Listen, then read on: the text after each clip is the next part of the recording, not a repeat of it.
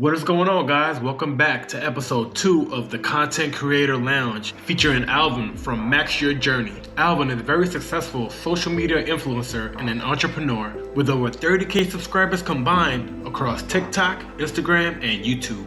In this chat, we discuss his journey balancing RV life and business, as well as give us some insider tips on how to start or grow a successful RV rental business. Now, don't miss out on these valuable insights from Alvin, perfect for seasoned entrepreneurs and those who are just starting out. Now, let's go dive into the world of RV rentals together.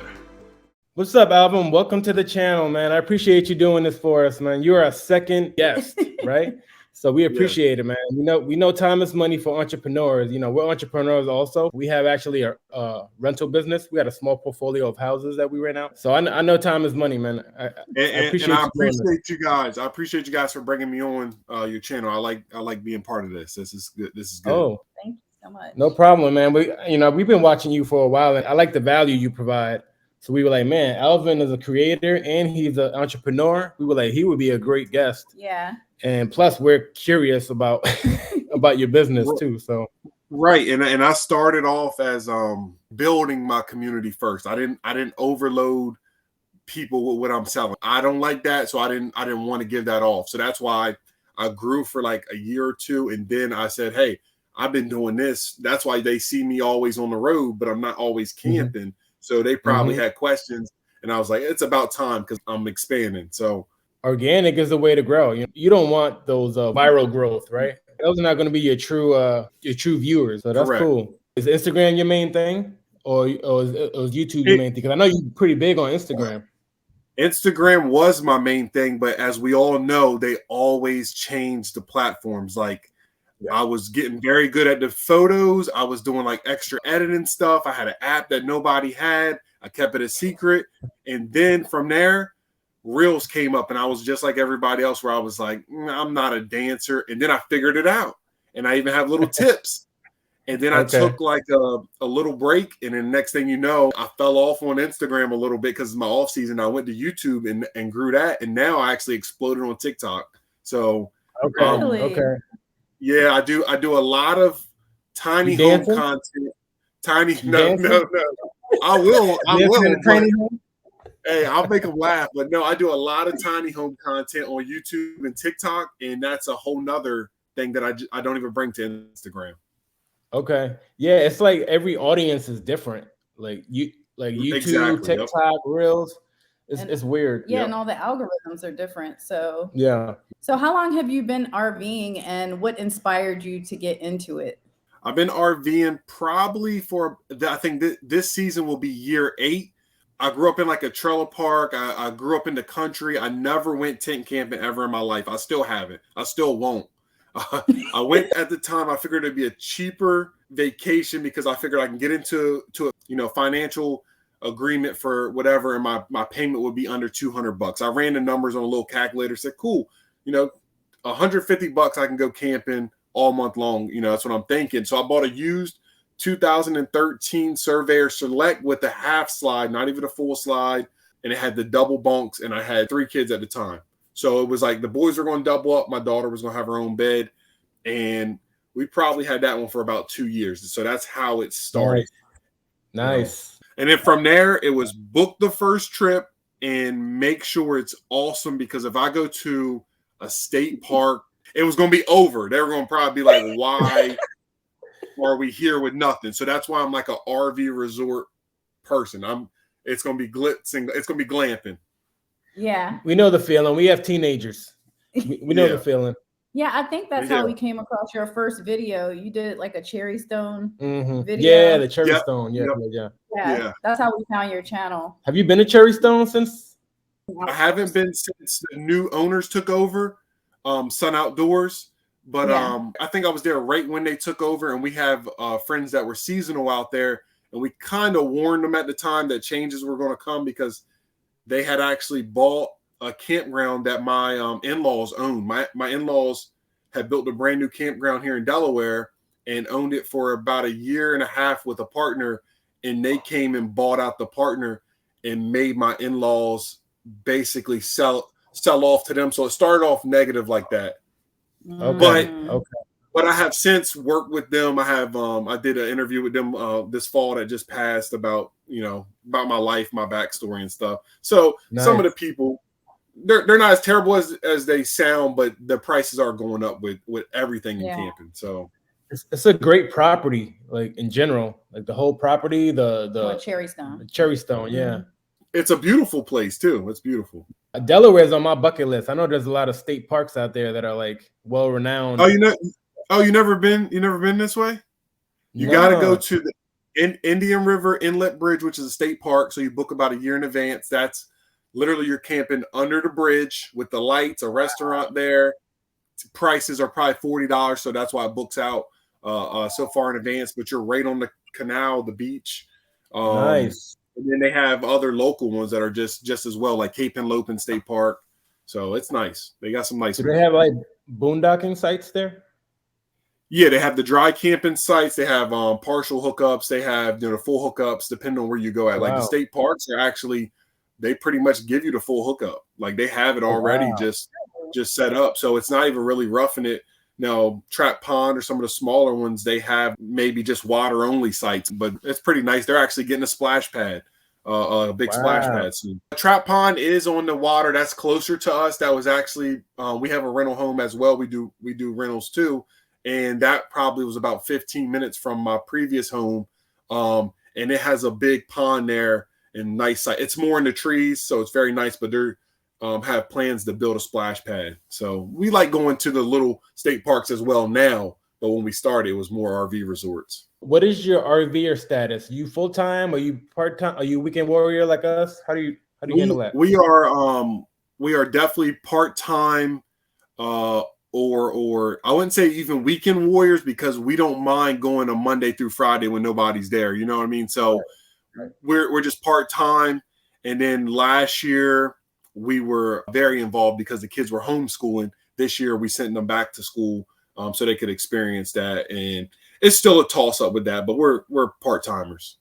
Nice. Yeah, we homeschool for a little bit too. Through the whole pandemic, we homeschool. Yeah, and actually before that, we homeschooled for a while. Yeah, when they were little. Yeah, it's great. And I mean, there's much more flexibility. It's much easier, obviously, to get into campgrounds when you're not having to compete with everyone else that are on their breaks. So yes, yeah, both our kids, they skipped a grade because of homeschool. Yeah, our kids could absolutely do the same. One is about to represent the district we send her to for the spelling bee. So if she wins that, she probably will represent Delaware, and she's probably 2 levels ahead of that. And then my son is teaching his class when he goes in. So, but it's one of those things. It's one of those things where I don't know how I feel. I don't really want to move them up, but I like the flexibility of having them home, because it was spend 2 hours, get it done, and we're going. Or you're taking that trip to go camping, and you can learn on the road. So that is your learning. You get there and you get to enjoy it. So we love it. What kind of RV do you currently own? I currently own 2 RVs. I own a 2020 Sunset Trail ultralight or super light. It has the 4 bunks, has the quad bunks, 2 on each side. They come standard with a king bed. It also has a curved roof, and that's one of my biggest factors, because I'm such a tall guy. I'm about 6'6". So if they have flat roofs, I tend to hit the little air vents along the roof with the top of my hat. So the Sunsets have the curved roof, and now we currently just bought a 2022 Sunset Trail 299 QB, which has the 4 bunks, but it's an L-shaped bunk. It has the recliners in the middle section, and they come standard with a king bed as well. So I get the king bed, the high roof, and the 4 bunks. So those are my 3 main things. That's funny. That was one of my questions. I'm like, how tall is Alvin? Because his head is like right here from the roof. All the time. All the time. It's hang off the bed? Oh yeah, a little bit. You just kind of lay a little bit to the side. If anybody's tall like me, you just kind of lay a little bit on an angle and you're good. Put your feet on your bike and you're good. Yep. Regarding your RV rental business, how does that hinder your camping experience? Because I know you want to get out camping. We are in the RV rental business, but we're also in it to help other people. So I don't mind that it takes away from us camping a little bit, but it did get out of hand. So as we started growing, it was booming in 2020 as everybody wanted to get out, buy a camper, or they wanted to experience it and feel like they were outside. So that's when it took off. And then we realized that, hey, we're all booked up. We want to go more. So maybe we need to think about buying another one. And that's what happened. So we went ahead and bought another one. We have 2 to kind of bounce off and just go back and forth. We like to stick to the newer one, but we go ahead and black those dates out like a year in advance almost sometimes. If I get my vacation is in November, we go ahead and black them out a little bit, and I'm willing to let the other one stay open, and I'll deliver at the start of my vacation, or I'll make it work. You got to book those glamping spot for the family, right? No, I'm saying so just a little bit that it does affect. And if I'm local, I think I have a trip coming up this year where we go out on like a Monday to a Friday, and I think somebody goes out from a Saturday to a Thursday. So I'm gonna leave that morning, go pick it up real quick, drop it off, check on the house, and go back out to the camping spot. How did you decide to get into the RV rental business? So I decided to get into the RV rental business because as a new RVer, you start to join these Facebook groups that we all might be part of, your local groups, campers, newbie groups. So I joined those groups, and you always get the same type of, there's no dumb questions, but you get the same type of questions. And then somebody threw it up there, is anybody crazy enough to rent out their RV? Immediately, everybody started bashing it. I don't want anybody sleeping in my bed. I don't want anybody doing this and that. And I'm thinking, like, if they're all saying no, and I'm that person, I could fill that void. Plus, as I always tell my friends that say no to it, so you're not going to stay in a hotel no more. I know how good I clean my units, and I don't know how good they clean a hotel. So you're actually better off with me. I clean everything spotless every time, and I'm providing that service to everybody else. So I saw it in a Facebook group or one of those groups. I decided to rent out my older RV to try it. And then from there, I decided to take it more serious the next year. It decided to take off. So anybody that's thinking about doing it, it might start off slow. I actually made a video today. It might start off slow, and it's really based off of reviews. So you want to have good customer service. And once you get those reviews, the following season is when they'll start kind of booming for you and setting your price at a good price range when it comes to RV rentals. Did you have to start out with your prices lower when you first started and then raise them, like when you didn't have as many reviews? I think, honestly, when you start off, you got to think about the people you're trying to get to rent. And so when I started off, I honestly told myself, I can't even afford to rent my RV from me, because you can't, because you require a deposit. I have a large family, so you require a deposit. So that takes money from somebody. You have to book the campground, and then you have the RV rental that you're booking as well. So I just decided to see, who am I renting to? Like, what is the demographic? It's not me. It's somebody that's coming for a vacation. They're coming for a good time. They set aside money for this. So that's when I had to adjust my prices. And I actually got on the website and decided to look at prices around me. And then I adjusted from there. So I did start a little lower. I was delivering for maybe $100. From there, I done scaled myself up to $300 for delivery. I started adding things like bedding and add-ons. So that's the kind of stuff I have on my page, is how to enhance your RV rental. So you're going to short yourself when you start off. You're going to be like, man, everybody's booking me. It's great. But why are they all booking me? Or why did I get my RV damaged? Or they never told me about this. It's because you're going to probably be in that range where you're getting people that are like, oh, that's a bargain deal, and I'm getting a bargain deal on this campground, and then you're going to run into issues. So you kind of want to scale up a little bit above that. So I started low, and I worked my way up. By the way, I probably covered this in an intro, but if anybody viewing this wants to learn about this business, go to Alvin's YouTube channel. He is an open book on there. You will learn the whole business pretty much. I definitely encourage you guys, go check out Alvin's channel. Max Your Journey. Max Your Journey. Yeah. So what is your policy with renters? Do you allow pets? Do you allow smoking? Well, I would assume you don't allow smoking. But, a lot of people like to camp with their pets. So is that something that you allow? When it came to that, like I said, you have to fill that void. So if there's a lot of people that won't allow their rentals RVs to go out because of pets, I got to fill that void. I can make a little bit more because there's somebody saying that you won't. And then I'll also have a pet myself. So who am I to say somebody can't bring theirs? So what I do is I set a pet fee. And in my mindset when it comes to the pet fee, if anybody's interested in this, is if you were to go to Disney World, you leave that dog with a dog sitter, it's going to cost you a pretty good amount. Even when we're thinking about vacations, we're like, how much is it going to cost just for our pet to be somewhere? So I'll allow you to bring your pet for a fee, and I adjust that fee often. It might be per night, and it allows them to have their pets. Pets are pretty much family. So you want your family member with you. I'm just allowing you to include it in your booking, and in that way we go into it together. If something happens, it's not you trying to hide anything or something like that. So I do allow pets. I absolutely don't allow smoking. I don't smoke. I haven't had anybody smoke in the RV. If they did, they probably could do it outside. Just campfire smoke. That's it. Any pet damage? On a screen door, you know how you have the little mesh screen? I did have some scratches on there a little bit. And that's why I also tell people to make sure you be honest when it comes to pets, because you don't know how they're going to react. If you go out to the pool all day, they might be a little anxious. They might be a new space. They might be a puppy. So just be honest.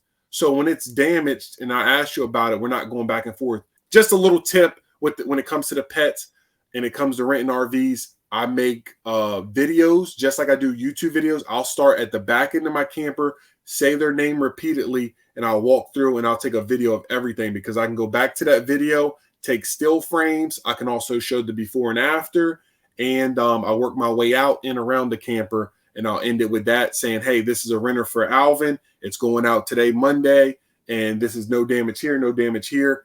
And then when they show up, they fill out an agreement through the website as well, saying there's no damage or there is some damage. So that's how you cover yourself if you're worried about damage. Yeah, that's a great point. I never really thought about that, because you can just make a video that's pretty generic, and then they can say, well, I don't know when you made that video. I say the name, but also the videos are timestamped on most phones. It will have it in the description and the details. So you cover yourself that way. Plus, if you forgot something. Now, I have been burned on it when I found damage after their time frame. I found it on one platform I use. They give you 48 hours. I found damage at about 54 hours, and I had the video to prove it. I had the before and after. I just didn't have my time schedule. Didn't work. I had to do some work, and I found it on that third day when I went out to go clean it. I was walking out after I cleaned it and found the corner of one of my RVs had been scuffed into something, had bumped something. It wasn't terrible, but I didn't get paid out for that. So that was my mistake. I learned from it. Luckily, it wasn't bigger than what it was. If it was bigger, I probably would have saw it, but it wasn't. But my video almost saved me even in that case, because I had it in the corner, and I actually took that video and chopped it up and made a TikTok reel or Instagram reel. So I remembered that, and that almost saved me too. So you can never have enough videos when it comes to protecting your asset.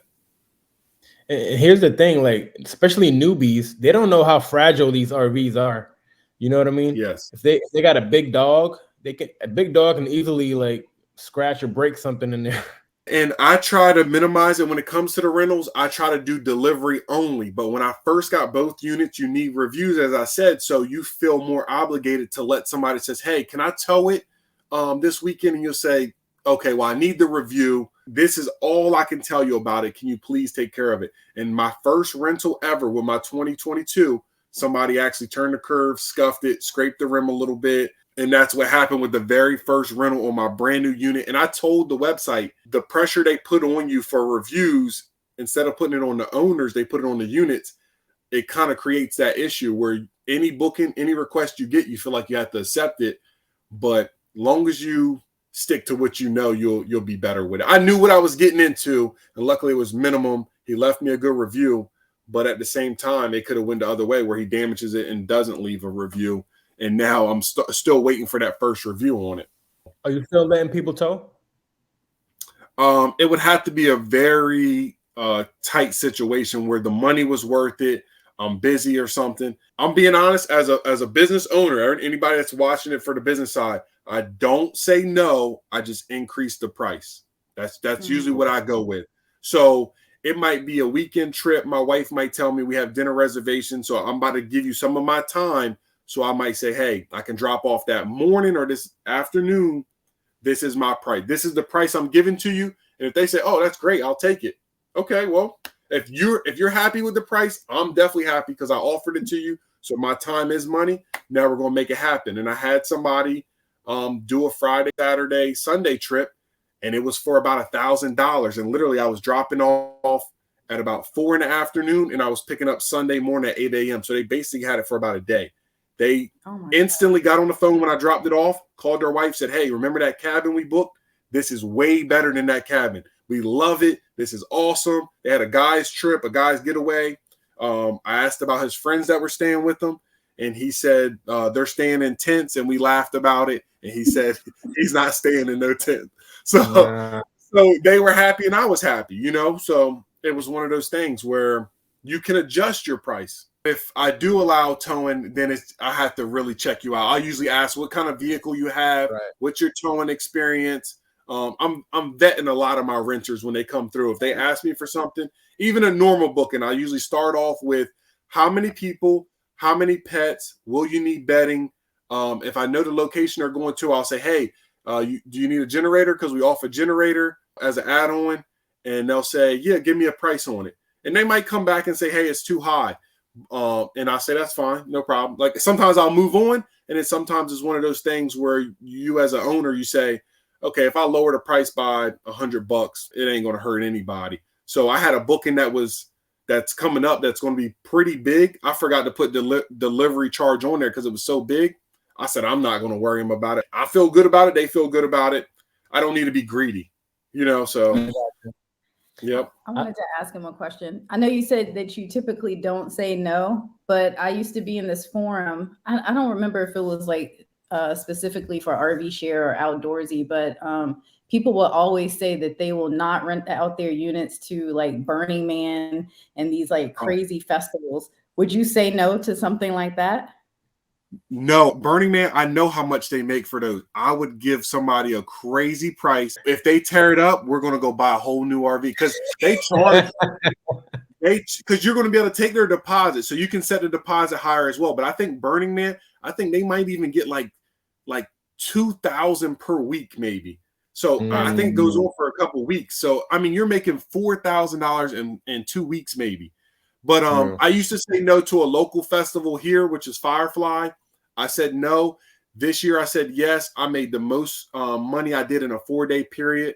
If anybody's wondering, I made about $3,000 from 2 RVs going out. That's profit. $3,000. One went to the barbers who were cutting celebrities. So the RV was in a nice stored location that they had VIP passes to. The other older camper I sent out to, it's not older, 2020, I sent out to Firefly Festival guests, and they said, "Hey, we're older." And I said, "Yeah, I turned down already about 10 to 15 bookings that had requested them because they said, 'Hey, we're right in the middle infield.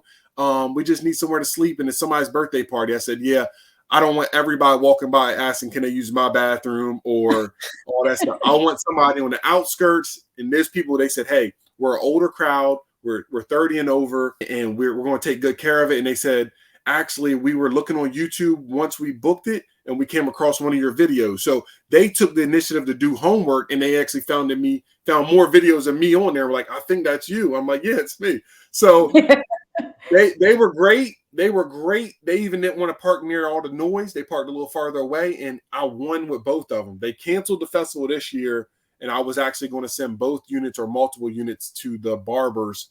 They're out of Boston. And they were a great group of guys. I would rent to them anytime. And I used to say no, so they changed my mind. What is your rental radius like from where you live? I'll usually do 70 miles is like my main area. Now I'm in Delaware, so it's basically a peninsula. So it's going to give me Baltimore. I used to say I would go down to Cherrystone, but it's not worth it for me because that you got to think that's down and back, down and back. So that's 4 trips, about 2.5 hours. So I got rid of that, but I will go to Chincoteague, which is about an hour. So typically all my trips are within an hour 15 minutes there and back.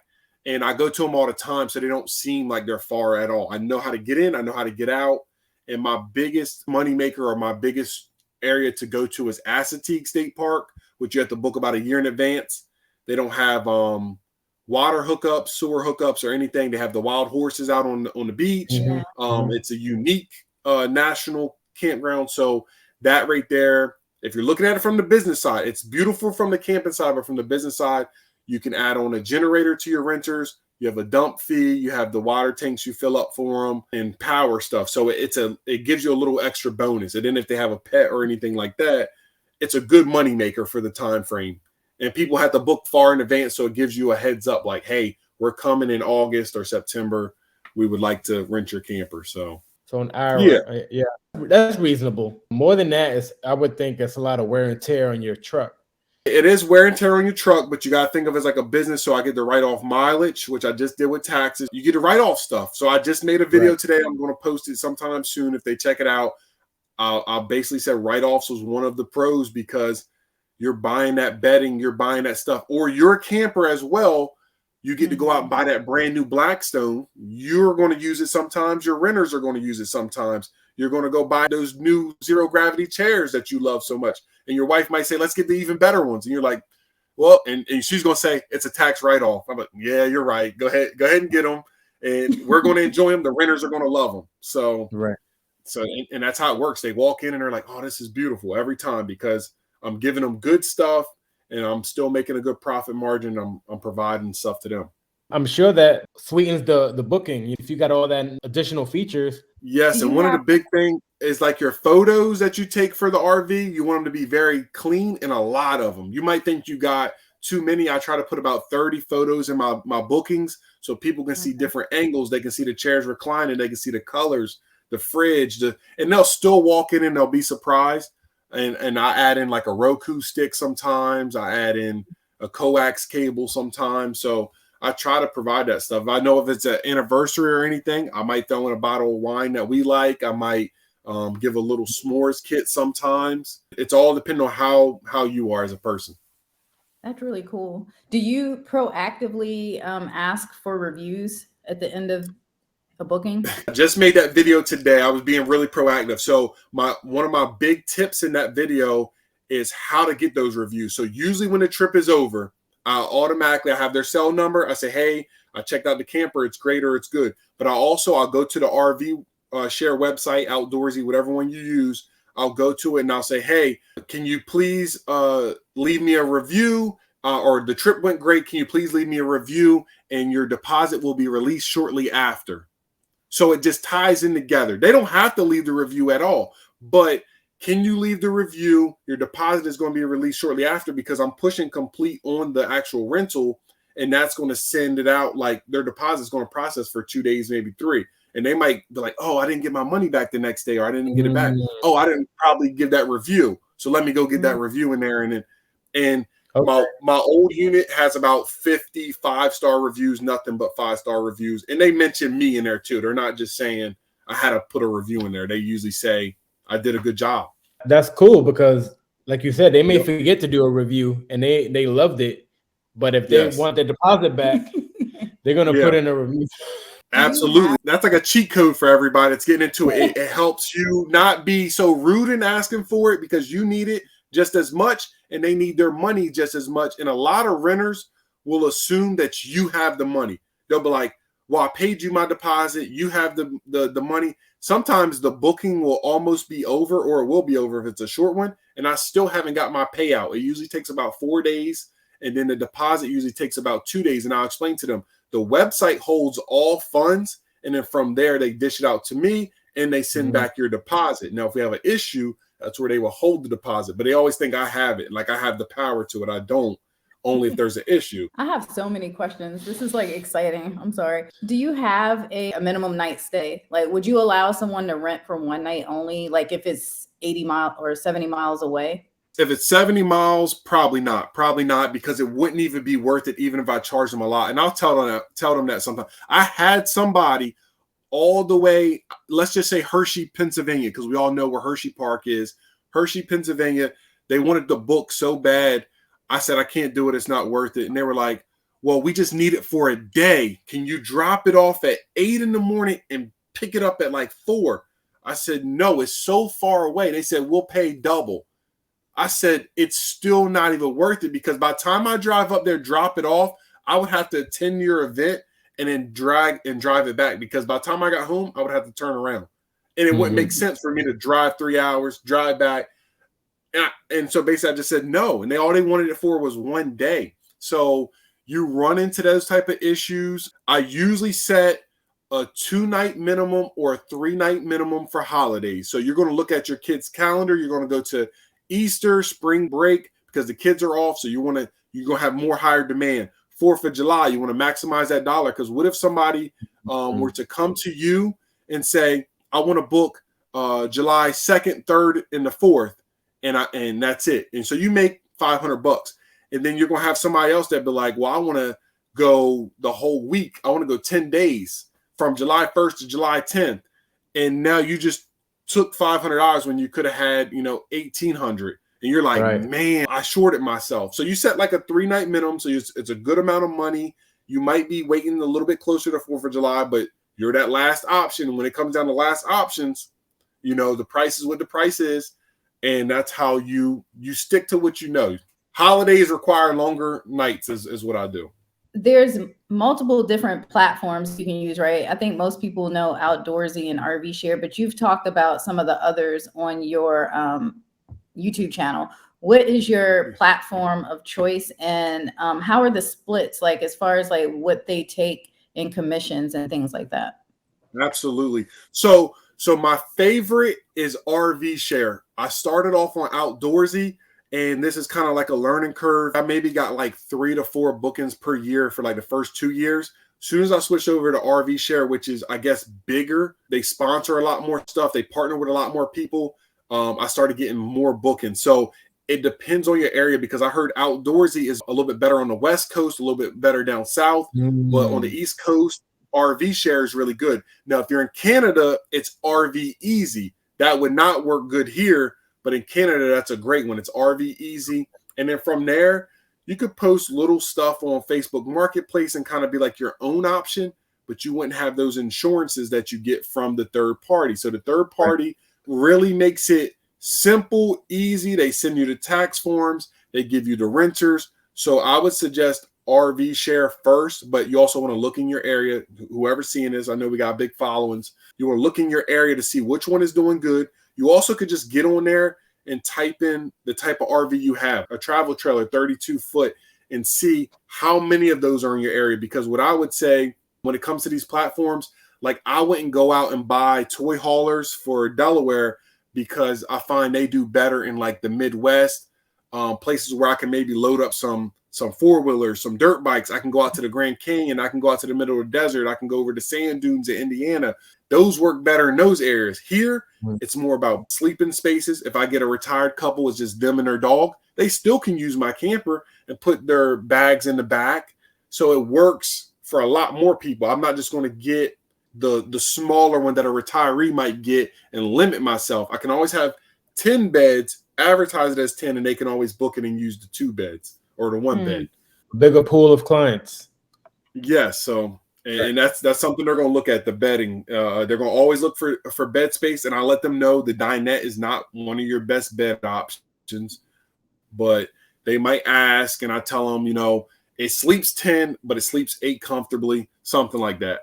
And with the commissions, how does that work with the different platforms? So I believe Outdoorsy actually takes less of a commission. I think they start you off at like 22%. RV Share actually takes 25% when you start off, when you first have that one booking. So what they used to do was they lowered it, I think, depending on how much money you brought them in.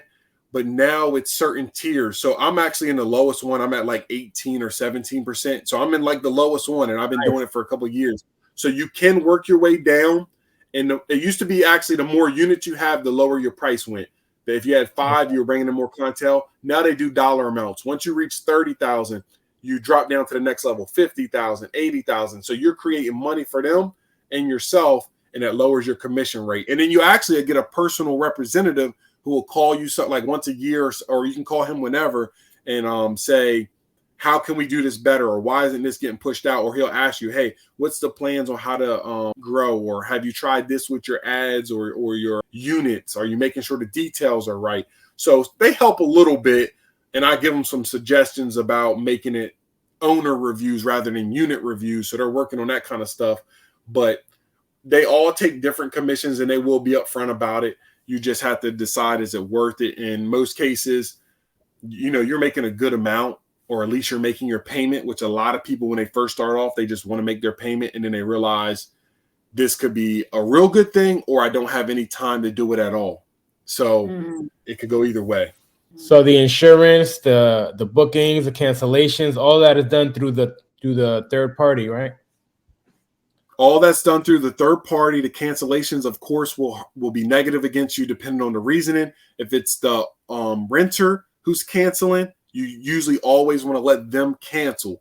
If they say something came up, you let them cancel, because you actually have a built-in clause of how much payment you get. So if somebody were to book months ago and they wait until the week before to cancel 4th of July, you're probably still going to get half of that money. You might even get 75% or 100% of that money. And I had that happen several times because, like I said, you have to think of it as a business. I know you might be a nice person, but if you're doing this for a business, I tell them, if you were to book that hotel and you don't show up, that's still your hotel room. They can't give it away that night, because what if you decide to change your mind? What if you do decide to show up? You have it on the books. You already paid for it. It's yours. So if something comes up that day, you can't make it, it's still part of your reservation. That room is still being held for you.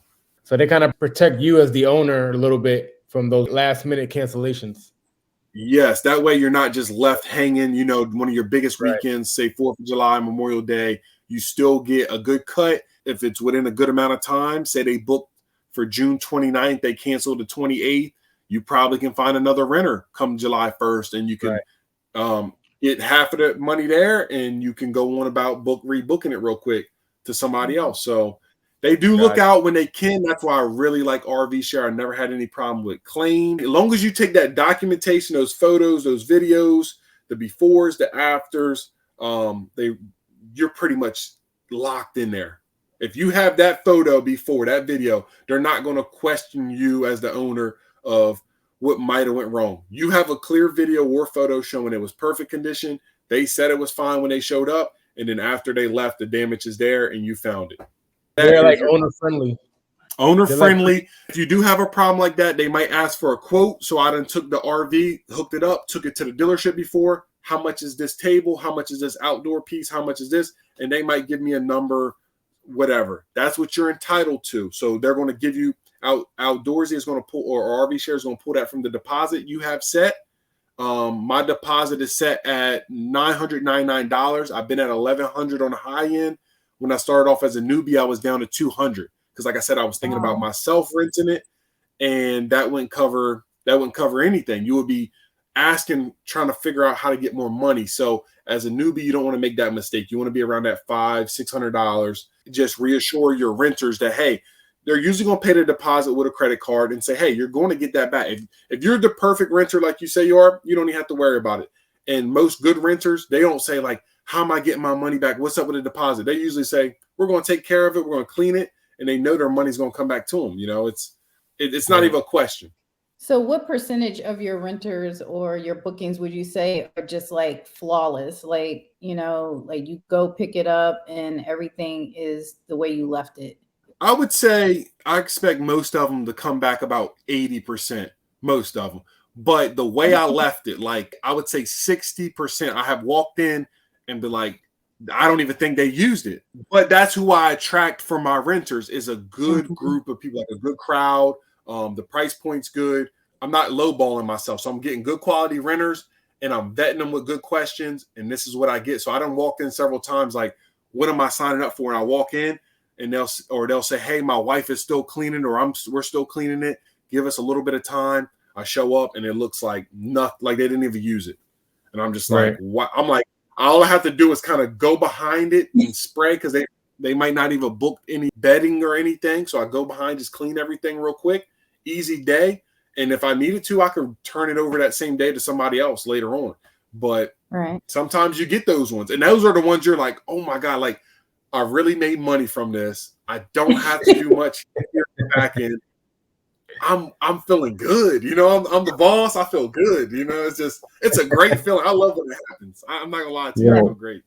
our very first rental that we rented out at Pocahontas, you remember? It was like that. Like we were so nervous, and Henry like set it up, and it was just like she never even stayed in it. It was so immaculate. It was probably cleaner than when we left it. Yeah. But yeah, so that's pretty cool. Do you have to do any marketing outside of the platform, or do you just do mostly within the platforms? I think the platforms gives me a lot of steady streams. I notice more. They have like a smart match option on there where like somebody might fit. They might suggest it. They might say, hey, somebody in Arlington, Virginia or Washington, D.C. is looking for a camper for these days. And I'll be like, oh, that's too far. I'm not even going to respond. But then sometimes it's your hometown or a local campground. So they have a generic message that you can send them. And then I usually type right behind it, hey, I would love to help you out with this trip. We have multiple units if you need them. Let me know. We go there all the time. And I'll send that. And sometimes they'll respond. Sometimes they won't.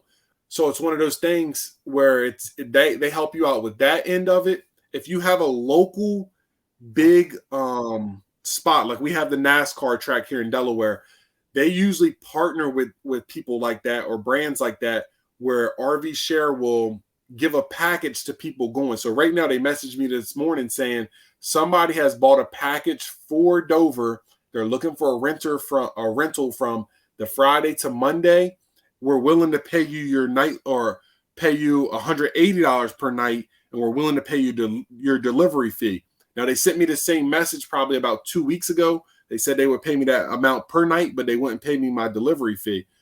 And to me, I can't do it anyway because Mondays I work all day. So I said, I just passed on it. But they'll keep sending it back to you and trying to make sure those customers who book those packages are happy. Same thing happened for the festivals and stuff that are local. So they partner with them and they do their own promotion. Now, what I'll do is I'll go on my Facebook page. I'll let people know my area that I book them. I'll run little ads maybe here and there and let people know I book them. A lot of people that I have networked with said they'll go around to local RV dealers. They'll drop off a stack of their cars, say that they do rentals because a lot of dealerships only do sales.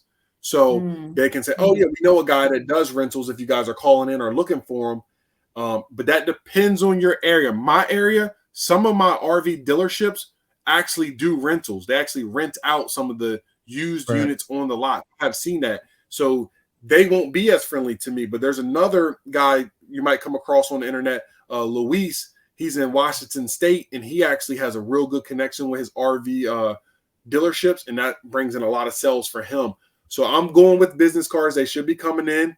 I'm actually going to walk around to the storage lots or drive to the storage lots. I'm going to put a business card on everybody's door, letting them know I do RV rentals. And they're going to say, man, I already have an RV. Why would he give me this? But on the back, I'll also have RV consignments, letting them know, hey, your unit might have been sitting up here for 6 months, 7 months. I can make you some income instead of it sitting here. You wouldn't have to pay for this storage fee no more because I would probably pay for it from the money you give me, or it would make you money. And now I'm in a situation like that today, guys, where I have a coworker who basically came to me and said, hey, where can I sell it? They call me the RV guy. He says, where can I get rid of this payment? I said, you can take it to the dealership. They're going to make you break even or probably give it to you for a loss. You can sell it on Facebook Marketplace, maybe make a few thousand, but everybody's overloading the market with the ones they're selling from 2020. I had a lady reach out that was supposed to be a long-term rental through the winter, building a new house. She reached out to me. I said, both of my units are currently booked, but I reached out to him first thing to 7 a.m. I sent him an email to work. I said, hey, buddy, I remember you brought that up to me the other day. I have an opportunity where I can get you between $600 to $700 per month. It's a long-term rental with stationary while they build a house. So I might be taking his unit on as a long-term rental where he's making money, probably double his payment. So he's not breaking even anymore. He's making profit, and he still probably can sell it a year from now by paying down those payments and still break even. But now he's going to make profit. I make money, or he might fall in love with it, just making money from doing nothing. And if I were to actually rent it out to him like a normal unit, he probably would make 3 times what he would make from this deal that I'm giving him right now. But this is a safe deal because it's stationary. It's a couple that are building a house. They have no kids. It's going to be hooked up to a sewer, water. So basically, they're just living in it. Water house gets built. It's like a rental home. So I think we're gonna get our RV fixed in Indiana, and then we'll drop it off with you. and then you can do the consignment with ours. Absolutely. And what I tell a lot of people is when they start off year one, it might be slow for them. Year two might be slow for them. But when they bring it to me, like I said, my unit is like the number one in the whole area. If I put the mileage to 300 miles, I got people from Ohio reaching out to me. So when they reach out, I usually say, hey, I have this other unit, which is my 2022. You might like it. You might love it. Check it out. They'll say, man, 2022, same price. It's prettier. It's nicer. Yes. So just like that long-term renter lady, when she came to look at the 2020, I said, hey, I got a 2022 over here. Just come look at it. Just look at it. So she walked in. She said, yeah, this is the one I'll probably be taking. At first, she told me no. So when I get those clients in, I can push them off to other units. So my one RV with reviews brings in more reviews for other people's that I co-sign like that. So it helps them basically get those free reviews pushed off to their units. And honestly, they do nothing but collect the money. That I send them their cut, and I would do the cleaning, the maintenance, all that. All they have to do is keep their basic insurance on there, and the third party covers us for all the other stuff. So yeah, anybody in the Delaware, Maryland, Virginia area, reach out to me. I'll meet you somewhere. Or usually they might even have like a grandfather or know an older couple, and somebody might have passed away and the wife doesn't want to deal with it anymore, or the kids don't know what to do with it anymore. I can rent it out for them as well. That's what I'm saying. It's just something that can bring it. It's basically like an easy way to get into like rental homes. So you take that liability, you can make it into an asset. Right. You don't have to give us the details, but can you give us a ballpark estimate of how many bookings you get on average in a month? Last year, I actually had my breakdown. Part-time with the unit, I can probably average about $25,000 per unit, which is almost about $900 per month from one unit. So you figure $900 per month. So that's making more money than your rental home, which I have rental homes, because a rental home, you have to pay that mortgage. Now, this is a bigger margin. But I also have mastered add-ons and stuff like that. So I would say about $900 to $1,000. Actually, that's for a whole year. That's for a year's time frame. But as we know, the RV season here is probably like March to like October. So like I told my wife why we should move to Florida, it's like I can make that much money from just that time frame. So if I had 5, if I had 10, that's just in that time frame. I could spend say November, December, January, February in Florida, or I can move the whole operation down there and do the same thing. So $25,000 from each unit. You're doing other stuff. You might add in RV winterization, a storage unit. You might just do a little side gig. I don't know. Something that's going to allow you to have more free hours. If I did it full time, I believe I can make $30,000 per unit, because I'm making $20,000 part-time and I'm turning them down because my scheduling conflicts or my pickup guy isn't available either.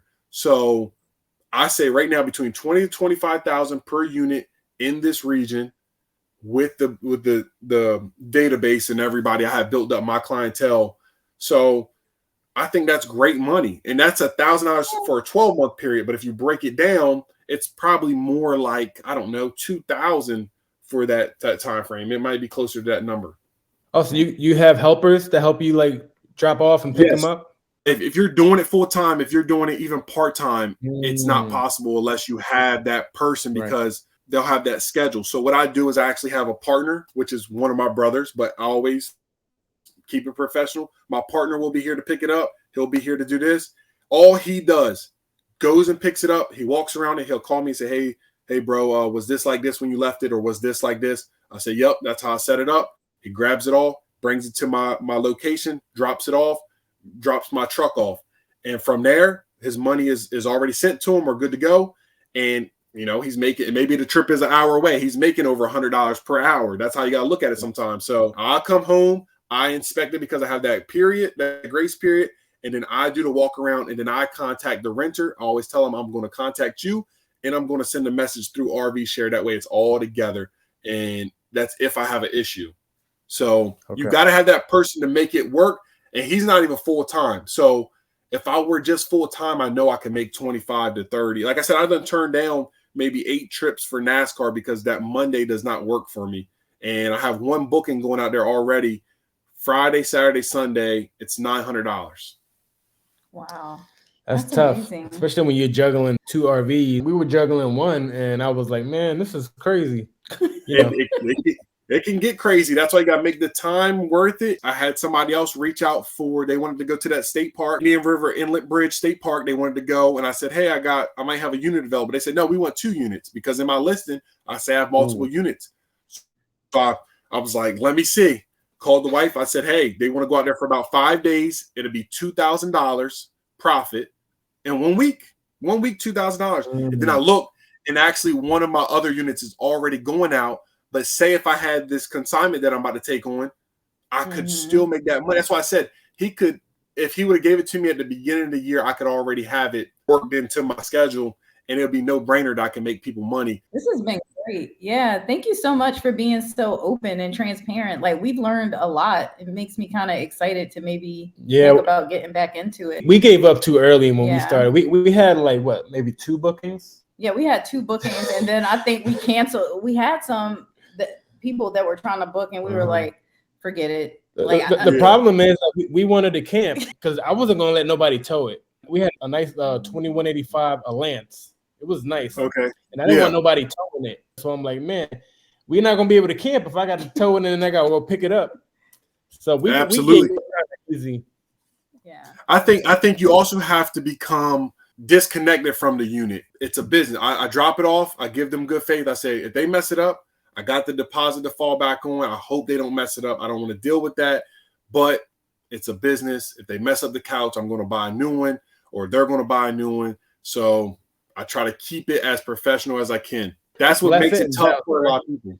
What'd you say? I said, bless it and bounce, right? Oh, yeah. And I give them a good walkthrough, too. I don't overdo it. I think it's basic. And I tell them, call me, text me, send me a message through there. I'd rather you do that than guess. I have some people that said, man, I wish you had a manual, or why don't you have a manual somewhere? And I said, and I told the one person, I said, it wouldn't even make sense for me to have a manual because whatever they're dealing with, like the issue, say like if it's the black tank and the fresh water fill up, it has a sticker on there. So if your issue was that and you didn't read the sticker on there, how can I help you with a manual? One of my first trips ever, the people, I was at work, they called me, left me a message, said, hey, I think your fresh water's filled up, and water was coming out of the roof. I said, my black tank is probably completely filled up. You filled it up so much that the water has came out of the overflow valve. Luckily, there's brand new camper, so nothing came out of it. That's why you saw water. So when you get there in the morning, you need to make sure you go ahead and drain the black tank, and you need to hook up to the right one, which says fresh water hookup, city water connection. And they were saying, we were asking all the campers around us, because a lot of people are new or they just don't know. Even the people that think they know, they don't know. I knew what the issue was from the phone. I said, you hooked up to the wrong one. It says it on there, but you didn't read it. So I can't help you. I can't help you more than that. But if you call me, I'll walk you through. I can tell you where everything is blindly on the camper. I can troubleshoot it.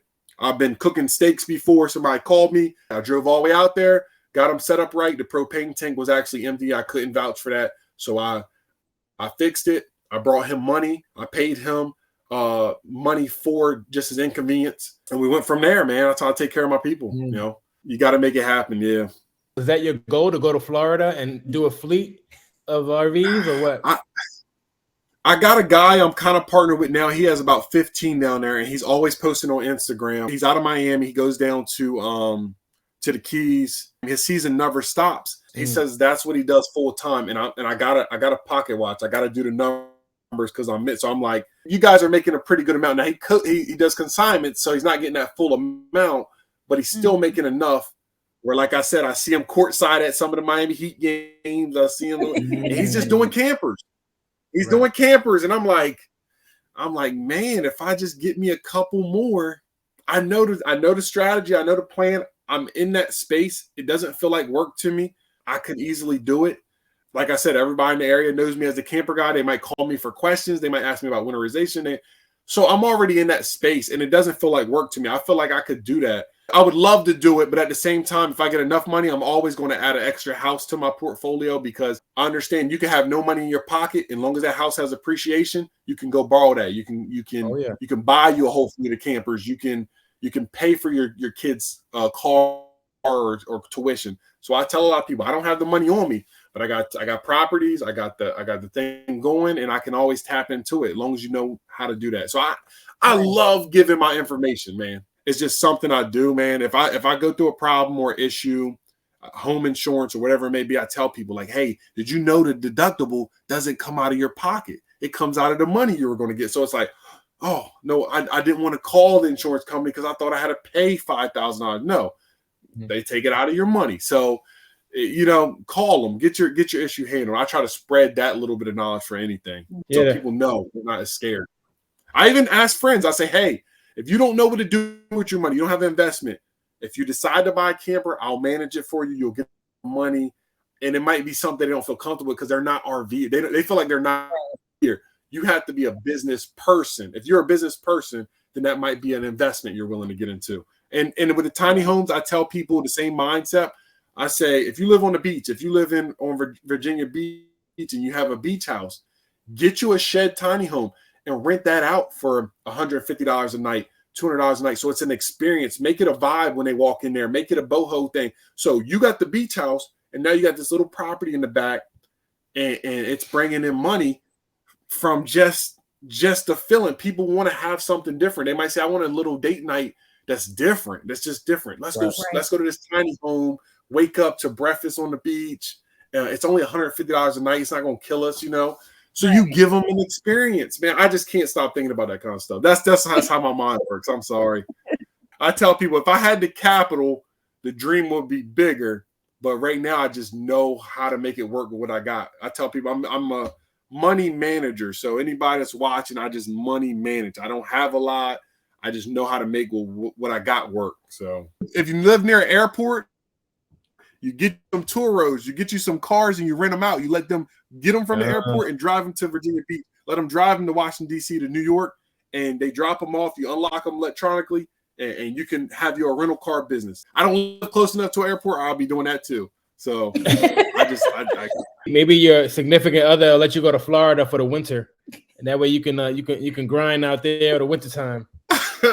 Yeah, she mentioned it. She's like, I think he'll say yes now, and I'm thinking about it. I'm like, man, I told her even if I bought 5 or 10 now, I got to make 5 or 10 trips back, get my campers, and I'll be fine with it. I'll be fine. So I'm thinking about it, man. We're going to go down to Florida for some vacations this summer coming up, and you know how it is. You go to a new place or just a place you enjoy. You're like, I think I could live here. So it's going to come up. Yeah, we used to live in Florida. We lived out there for 13 years. So we know what it's like. Yeah. Yeah. Right. Yep. Yeah, she misses the weather. Yeah. So is there anything you want to plug in before we wrap up? Yeah, if you want to get in contact with me or follow my journey or just join it, you got Max Your Journey. It's Max_your_journey. I'm sure you're going to tag it for me. I got Instagram, TikTok, Facebook, YouTube, all different flavors for everybody. Honestly, the TikTok is tiny homes and trips. YouTube is family videos, campgrounds, reviews. I give how-to videos, tips. I'm willing to give out tons of information if people want to reach out about that kind of stuff. I might even have some merch coming soon. Like everybody, you got to have some type of merch. I'm thinking about some tiny home merch. But yeah, if you have a consignment, reach out to me. Send me a DM. Send me a message on any platform. Max Your Journey, guys, and get up with me. I'm okay with helping other people out. That's what's up. So we got to plan the Delaware meetup because I want to get out there. So if we ever get out there, I'm gonna hit you up for sure. Oh, absolutely. Even if I'm not camping, I'll come out to the campground. I done did it before. I done came out there and had a good time with whoever, man. And I have no problem doing that kind of stuff. I'm usually out and about.